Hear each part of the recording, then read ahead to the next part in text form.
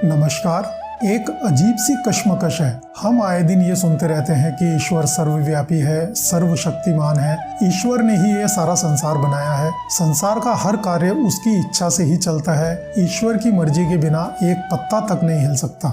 श्रीमद् भगवत गीता में भी कहा गया है कि जो भी करता है ईश्वर करता है। मानव तो मात्र एक जरिया है, जबकि करता धरता तो ईश्वर ही है। अच्छा होना, बुरा होना सब भगवान के हाथ में है। आप अच्छा करते हैं तो भगवान की मर्जी से, बुरा करते हैं तो वो भी भगवान की मर्जी से। कोई भी इंसान अपनी मर्जी से कुछ भी नहीं करता है। इंसान वही करता है जो भगवान उससे कराना चाहता है। इसका मतलब ये हुआ, अगर कोई व्यक्ति शराब पीता है तो वो भगवान की मर्जी से ही शराब पी रहा है। भगवान की मर्जी से ही उसे शराब की बोतल मिली है। जब दुनिया में सब कुछ भगवान की मर्जी से ही होता है तो दुनिया भर में हो रहे चोरी, कत्ल, बलात्कार, डकैती, भ्रष्टाचार और भी ना जाने कितने अनगिनत अपराध, यह सब क्या भगवान की मर्जी से ही हो रहे हैं? अगर यह सब भगवान की मर्जी से हो रहे हैं तो फिर इन अपराधों को करने वाले लोगों को अपराधी कहकर उन्हें सजा क्यों दी जाती है, जबकि वो तो भगवान की बनाई हुई कठपुतलियां हैं। और जब तक भगवान की इच्छा ना हो तब तक कुछ भी नहीं होता। जो कुछ भी कर रहा है भगवान ही कर रहा है। तो इसलिए बुरे काम करने की सजा भी मिले तो भगवान को मिले, इंसान को नहीं। नर्क भी भगवान भोगे, इंसान नहीं। ऐसे सवाल अक्सर सबके दिमाग में आते हैं। तो क्या ये बात सही है? अब जरा आप ध्यान से सुनिए।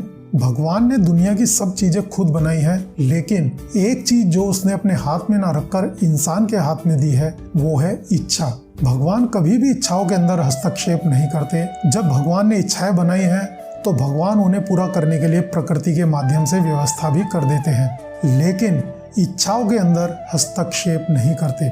गीता में अर्जुन को प्रवचन देने के बाद भगवान अंत में बोलते हैं, अब मैंने तुम्हें सारा ज्ञान दे दिया है, अब तुम्हारी जो इच्छा है वो करो। भगवान ये भी तो कर सकते थे कि अर्जुन को बोलते, तू तीर चला, मैं पीछे से कंट्रोल करूंगा, क्योंकि मैं भगवान हूँ, रिमोट कंट्रोल मेरे हाथ में है, मैं सब चीजें मैनेज कर लूंगा, तुम बैठो, सब मैं संभालता हूँ। लेकिन ऐसा नहीं होता। ओवरऑल कंट्रोल तो भगवान का होता है, लेकिन इच्छाएं इंसान की होती हैं। ये बात आप इस तरीके से समझ सकते हैं, जैसे हमारे यहाँ चुनी हुई सरकारें होती हैं, हमारी कानून व्यवस्था और सिस्टम सब सरकार बनाती है। यहाँ जो कुछ भी होता है वो सरकार के अंडर में ही होता है। लेकिन फिर भी अगर कोई गलत काम करता है, जैसे ट्रैफिक सिग्नल जंप करना, किसी का मर्डर करना या रेप करना या कोई और गलत काम करना, ये सब उस व्यक्ति की इच्छा पर निर्भर करता है। व्यक्ति अपनी इच्छा से ही ये सब काम करता है, लेकिन गलत काम करने के बाद जो उसका परिणाम मिलेगा वो उसके हाथ में नहीं होगा। अब उसे जेल जाना पड़े या फांसी की सजा मिले, ये सब सरकार के कानून के हिसाब से ही होगा। ऐसे ही इस सृष्टि में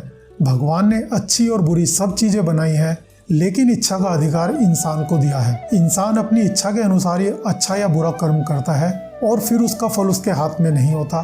कर्म का फल भगवान के कानून के हिसाब से ही मिलता है। जीवन में आपको हमेशा दो रास्ते मिलेंगे, एक गलत रास्ता और एक सही रास्ता। अब यह आपके ऊपर निर्भर करता है कि आप अपनी इच्छा अनुसार कौन सा रास्ता चुनते हैं और उसी के अनुसार आपको अपने कर्मों का फल मिलेगा। संसार में सारा खेल इच्छाओं का है। हमें इस संसार से इच्छा ही बांधती है और हमें इस संसार से मुक्त भी इच्छा ही कराती है। इच्छा एक बीज है जो अंकुरित होकर बरगद का पेड़ बन जाती है।